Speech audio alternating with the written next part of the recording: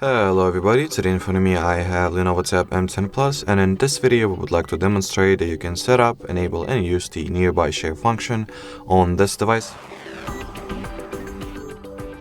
First and foremost, you have to enable the Wi-Fi and Bluetooth, so open up the notification and control center, enable both. Then among the shortcuts at the same control panel, find the one that is responsible for the nearby share.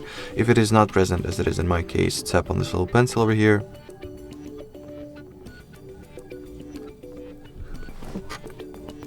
Then find it among the list of unused shortcuts. Here it is.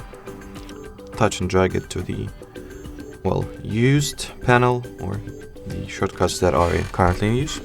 After that, touch and hold at the icon.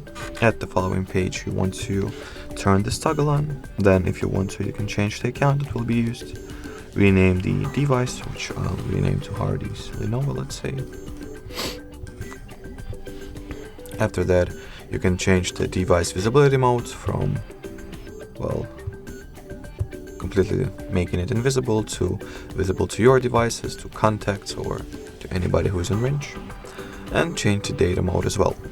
Now let's go ahead and try this feature out, see how well it works. So I happen to have this spare Samsung tablet in front of me, so let me just use it to test.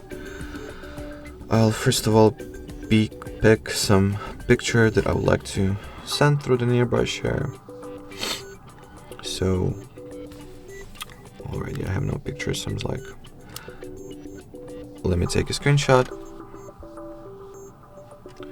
I'll send it then. Here it is. So I'll go to the share, pick up the nearby share option. Wait until my Lenovo tablet gets discovered. Here it is. Tap on it. After that, you can accept the transfer on the receiver's end and open the received file, like so. Alrighty, so that will be it for this video. Thanks for watching, and bye bye.